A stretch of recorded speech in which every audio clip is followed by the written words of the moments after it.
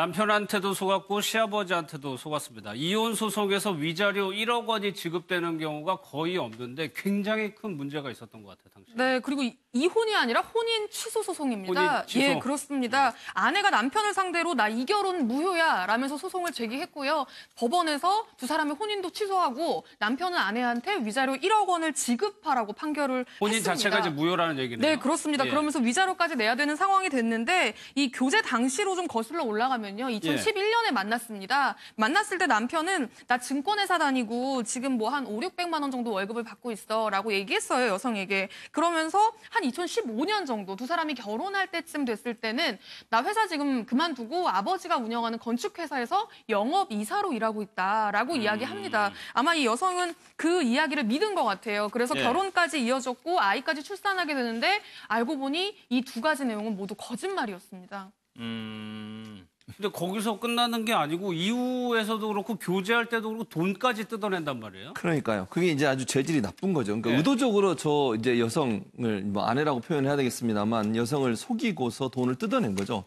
그 돈을 뜯어내고 예를 들면 결혼 비용까지 뜯어냈죠. 그리고 이제 본인이 돈이 없다고 뭐 돈을 좀 빌려달라고 하면 주식 투자로 수익을 얻게 해주겠다고 하면서 6차례 걸쳐서 900만 원을 또 빌려갑니다. 예. 그리고 결혼 비용名目로 2,900만 원 빌려주고요. 이후에 대신 빚 갚아주고. 그러니까 결혼 비용, 아파트 매매 대금 모두 다 아내가 다 된 거예요. 그러니까 셈이네요. 남편은 된 게 없고요, 전혀. 더 황당한 것은 이래가지고 이제 문제가 되니까 돈을 돌려주는 장면이 나와요. 그러니까 일부를 아내한테 돌려주는 장면이 나오는데 예. 그 부분도 사실은 다른 여자한테 사귀면서 돈을 뜯어내서. 그러니까 예. 이게 상습범인 거죠. 그러니까 자기 돈은 하나도 없고. 자기 돈은 없어요. 그러니까 네. 아내가 이제 계속 의심을 할 거 아닙니까? 왜 돈을 안 돌려주냐? 내가 계속 돈을 다 냈는데 당신은 어디서 돈을 버냐? 이렇게 얘기하니까 결국 다른 여성을 또 결혼 상태잖아요. 어쨌든 결혼 상태에서 다른 여성을 만나면서 그 여성한테 또 사기를 쳐서 돈을 2억 얼마를 뜯어내서 그중에 1억 얼마를 또 아내한테 주는 겁니다. 그러니까 내연녀돈 2억 2천만 원, 2억 2천만 원을 가로채가지고 아내한테 일부를 또 변제하고.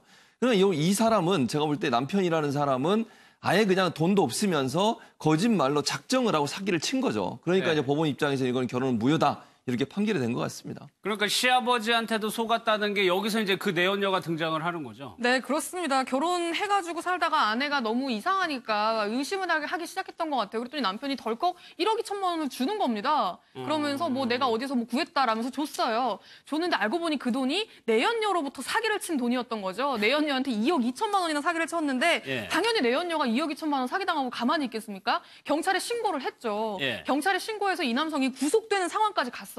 그랬더니 이제 시아버지가 이 아내한테 한다는 얘기가 지금 내연녀 때문에 지금 구속된 상황인데 회사에 문제가 생겨서 회사 일 때문에 아들이 구속됐는데 석방하려면 합의금이 필요하다라면서 돈을 뜯어내려고 했어요. 네, 그러면서 시아버지까지 나서서 이제 며느리한테 3천만 원을 달라 그래서 3천만 원을 받아가지고요. 내연녀, 네. 그 고소한 내연녀한테 줍니다. 근데 3천만 원만 준 게 아니고요. 이 며느리가 소유하고 있던 아파트의 소유권까지 이 내연녀한테 전달을 해준 거예요. 명의를 이전해 준 거예요. 근데 이 며느리는, 이 아내는 아마 남편이 회사 일 때문에 좀 힘들어져서 내가 도와줘야 되는 상황이구나라고 생각을 했겠죠. 예. 그렇게 생각을 하고 또 아내, 그 남편의 어떻게 보면은 이제 그 수발까지 다 들고 있었던 거예요. 그 구치소에 가 있는 남편의. 그렇겠네요. 그런 예. 상황이었는데 구속된 남편의 짐을 정리하다가 며느리가 이 아내가 우연히 이 내연녀가 경찰에 진술했던 진술서 사본을 발견을 하게 된 겁니다. 거기에 이제 사기친 내용이 다 적혀 있었던 거죠. 그 사실을 알고 혼인 무효 소송까지 제기를 하게 된 거였습니다. 그럴만하네요. 그러니까 김남국 변호사님, 네. 아들하고 아버지가 며느리한테 뜯어낸 돈을 감안하면 1억 원 지급하라는 게 많아 보이지는 않습니다. 당연히 많아 보이지가 않습니다. 네. 그 과정에서 만약 이 아버지라든가 아들이 피해 여성 아내에게 금전적으로 뭐 보상을 했다라고 한다면 모르겠지만 예. 그렇지 않다라고 본 거고요. 재판부의 판결 내용이나 이런 것들을 보게 되면 이러한 어떤 사기와 관련된 결혼을 목적으로 했지만 사실상 결혼을 목적으로 한 것이 아니라 실질적으로는 혼인 의사가 없으면서 그 여성이 가지고 있었던 재산을 빼앗으려고 했다라고 지금 판단을 한 것이고요. 교제 기간이 4년이었다라고 이야기를 하고 있는데 이 교제 기간 내내 크고 작은 돈을 빼앗았을 뿐만 아니라 결혼 후에도 그렇게 했다라는 거고요.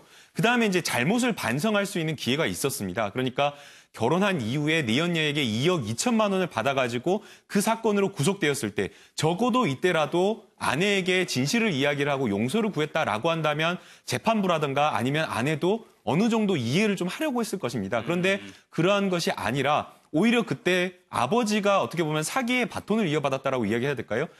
그런 것을 또 이어받아가지고 아내에게 합의금 3천만 원과 심지어 아내가 가지고 있었던 아내의 명의로 되어 있었던 아파트까지 명의 변경을 하게끔 했다라고 하는 것은 예. 아버지가 이 사실, 재판과 관련된 사실을 다 알고 있었을 것으로 보이고 그렇다라고 한다면 이 역시도 남편이었던 이 남편의 부탁을 받고 아버지가 이러한 행동을 했을 가능성이 있기 때문에 재판부에서는 결혼 전뿐만 아니라 결혼 후까지도 반성의 어떤 여지가 없었던 어떤 그런 태도를 보인 것으로 평가한 것으로 보입니다. 손수현 변호사님, 네. 지금 여기 아기가 한 명, 3살짜리가 있단 말이에요. 혼인은 취소가 됐고 이 아이는 그럼 키워야 되는 거 아닙니까? 네, 이게 혼인 무효하고 혼인 취소를 좀 잘 구분을 해야 돼요. 예. 굉장히 비슷해 보입니다만 혼인 무효는 아예 무효가 확인되면 애초부터 혼인하지 않은 걸로 처리가 됩니다. 그런데 이번 사안은 그렇지는 않고요. 이제 혼인 취소예요. 근데 혼인 취소는 그 소급표가 없어요. 그래서 설령 혼인이 취소된다 하더라도 혼인을 했던 사실에는 이제 영향이 없거든요. 그런데 어쨌든 지금 그 아이가 있습니다. 예. 근데 아이는 결국 키워야 되죠. 그런데 이렇게 됐을 경우에 누가 친권자이고 누가 양육권자인지를 또 이제 확인을 해야 됩니다. 그래서 이 사안 같은 경우에는요, 일단 아이 엄마가 친권자 그리고 양육권자가 됐어요. 그런데 이 혼인이 취소됐다 하더라도 이 아이의 생부로서의 어떤 그 의무를 당연히 집니다. 따라서 그게 양육비를 지급하게 되는 것인데요.